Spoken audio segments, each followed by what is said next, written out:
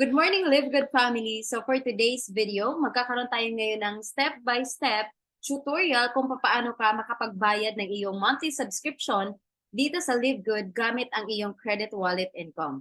So meron ako ipapakita sa inyo dito na account at tuturuan ko kayo kung paano ba magbayad ng iyong monthly subscription. So nandito na po tayo sa account kung saan ito po yung i-renew natin for today's video. So as you can see, very important, may nakalagay po dyan na you have not paid your membership this month, your position will be removed from the matrix. So guys, wag po natin kalimutan talaga or makaligtaan na hindi mabayaran yung iyong monthly subscription kasi nga matatanggal ka sa matrix. Sayang yung benefits, sayang yung income. So ang kailangan mong gawin para mabayaran mo ang iyong monthly subscription, click mo lang yung my earnings. Okay? Pagdating po sa my earnings, click nyo po ang credit wallet. Okay. So pagdating po dyan, mayroon po tayong credit wallet na available balance na $9.95. So tamang-tama kasyang-kasya na ipangbayad natin sa ating monthly subscription. So kukupihan lang natin to 373291. Ayan.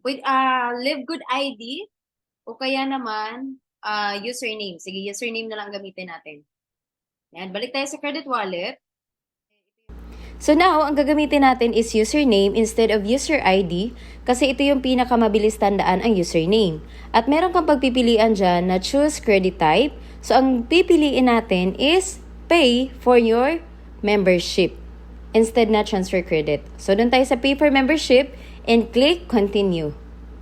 Alright, so after mo mag-click, meron ka makikita dyan na iba't ibang products ni Live Good.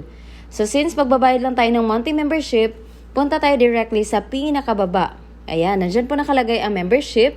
Merong monthly membership at merong yearly membership. So syempre, pag monthly membership, merong nakalagay $9.95.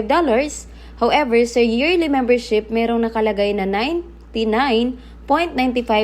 So anong pagkakaiba nilang dalawa? Pag yearly ang kukunin mo, makakatipid ka ng $20 or 2 months na monthly subscription. So meaning to say, malaki talaga yung masisave mo.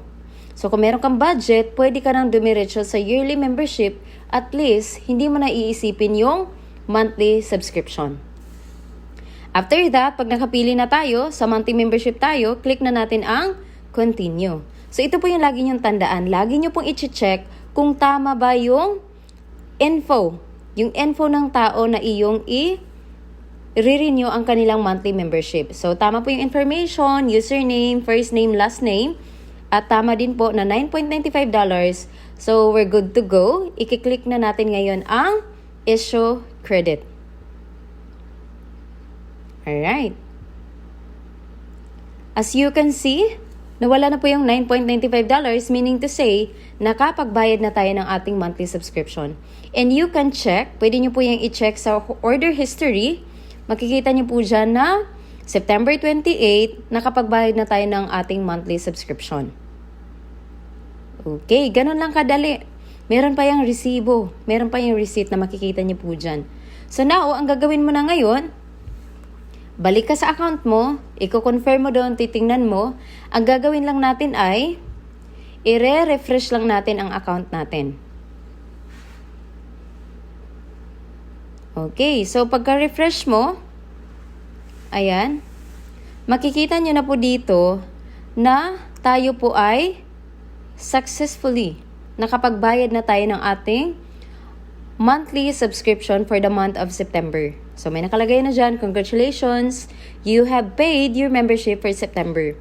So next payment would be October 28, 2023. Alright, so ganun lang po siya kadali.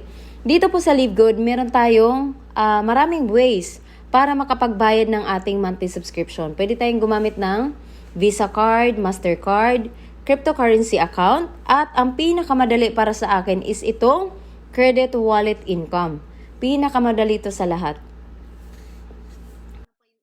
And that's it for today. Thank you so much everyone for watching this video. Don't forget to subscribe on my channel para lagi kayo updated sa lahat ng videos na gagawin ko patungkol sa Live Good. And of course, isi-share ko sa inyo kung paano ko ba na-hit ang rank natin na platinum position. And abangan niyo po yan sa mga next video. Thank you so much everyone. This is Lani Amarante and to God be the glory. Bye-bye!